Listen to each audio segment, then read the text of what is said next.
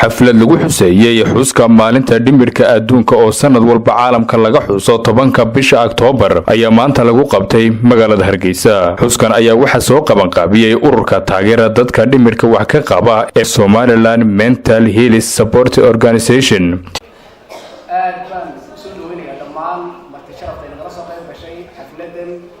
qiimaha badan leh ay ka mid yihiin madaxda wasaaradda caafimaadka ugu horeeyo agaasimaha askar ku xigo mental health director-ka wasaaradda caafimaadka Dr. Mustafa madaxda ka socota gobolada international NGOs-ka iyo hay'adaha caalamiga madaxda ka socota ururada haweenka madaxda ka socota saxaafadda dhammaan marti sharaftan qiimaha leh ka soo qayb gashay xafladan aad baan u soo dhaweynaynaa waxaan leenahay ku soo dhawaada maanta maalinta weyn ee xusayno oo ah maalintii dhimirka adduunka oo ka mid ah maalmaha sida fiican caalamka looga xuso inaguna aynu ugu talagalnay halkan inaynu ka xusno waxaa kaloo la ilaaweyn ardayda iyo howlwadeennada kala duwan ee ka shaqeeya arrimaha dhimirka ee dhakhaatiirta nurseska social workerska dhammaantood.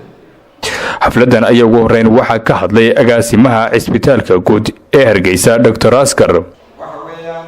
waxay noo tahay sharaf weyn oo tahay inaan kala soo qayb galo maalinta dhimirka ee adduunka. xarunka dhimirku runtii waxa weeyaan waxa lagu tilmaamaa xanuunada la iska iloobay waxa la yidhaha neglected disease. waxaa jira cudurro badan oo adduunku reero gaara aanu siin ayaa jira. wadannada soo korayaana way kasii liitaanba waayo iyaga xaggii dhaqaalaha xaggii mujtamaca xaggii tashiga waxyaabo badan oo ka dhiman ayaa jira. waxaa iyaguna halkaasi ka hadlay Professor Iide Cali Salaane iyo Xaashi Cabdullaahi oo ka mid ah saraakiisha sare ee ururka Somaliland Mental Health Support Organization waxayna faahfaahin ka bixiyeen xuska maalinta dhimirka adduunka. maanta waxa weeyaan waa qaraar loo qoondeeyay dadka dhimirka ka xanuunsanaya oo ah waana global waa adduunyada oo dhan meel walba maanta arrintaa waa laga hadlayaa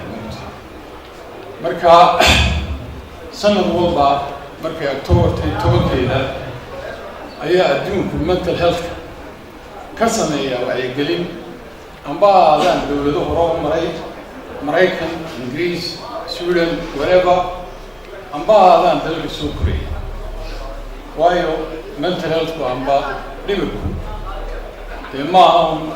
dadka saboolka amba dadka wadamada soo koraya unbuu hayaa waxa weeye caalamka oo dhan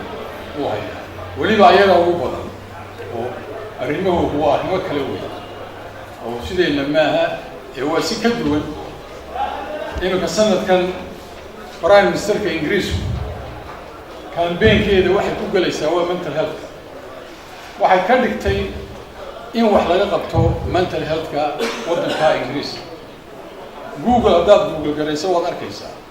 waa kambeeynkii galayso ee dadka maskaxda dhimirka in wax laga qabto dawladda waxay samaysay program ay ku hirgelinayso sidii loo baran lahaa wacyigelinta iyo program la yidhaahdo mental health first aid oo adigoon dee dhakhtar ba ahayn inaad qaadan karto sida first aid-ka aad qaadan karto course aad garan karto qofka dhibaatada haysata sidaad u caawinayso sidaad wax u qabanayso.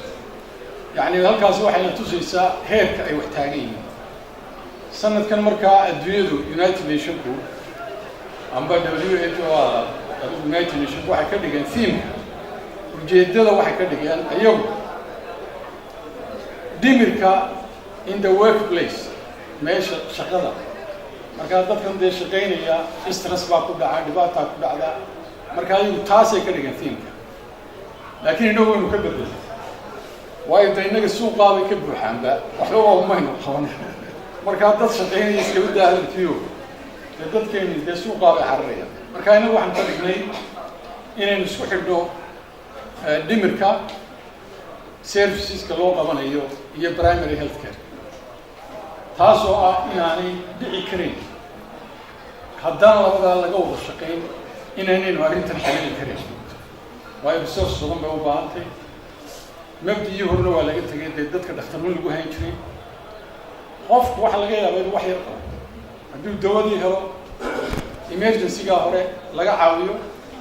waxaa laga yaabaa wiil dabadeedba inuu tago maar isagoo dawadiisii qaadanaya xitaa shaqadiisii qabsan karo oo community-gii ka mid noqon karo markaa falsafadaynu inagu wadnaa taa weeye thiimkeenu intuu ku shaqaynayana taa weeye hadhowna panel ayaynu samayn doonaa ugu dambeeya panelka dhakhtaradeenna health workerska ayaa bal ka hadli doona sidii maanta aynu Somaliland ugu hirgelin lahayn programkaas wax markiiba dhacaya maaha ee waa wax waqti qaadanaya laakiin dawaanaynu bilowno aynu isla garanno ayaa muhiim ah oo ku beegan 10kii bisha 10aad 2017 waxa aynu xusaynaa aynu isugu nimid isweydaarsano macluumaad ku saabsan xanuunada dhimirka ama xanuunada maskaxda dunidu maanta waxay halkudha ka dhigatay sidii uu professor Eid sheegay xanuunada dhimirka iyo goobta shaqada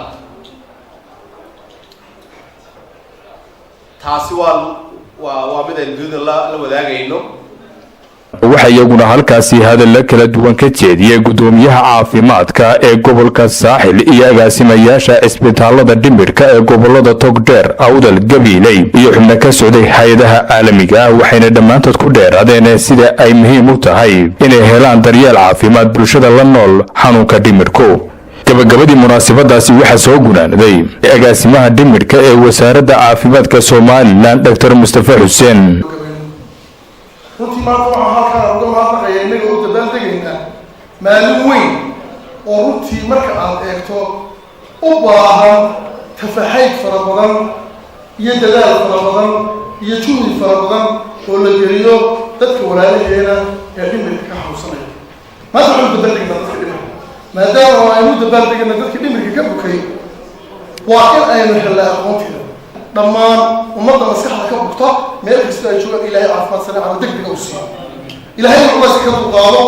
culays baa haysta innagana in ilaahay ina garansiiyo inaynu u gargaarno oo culayskaa faraha badan aynu kala qayb qaadano sidii aynu u daweyn lahayn u caawin lahayn uga celin lahayn istigmaa iyo discrimination-ka lagu hayo maxamed jeero axmed warbaahinta qaranka Somaliland magaalada Hargeysa.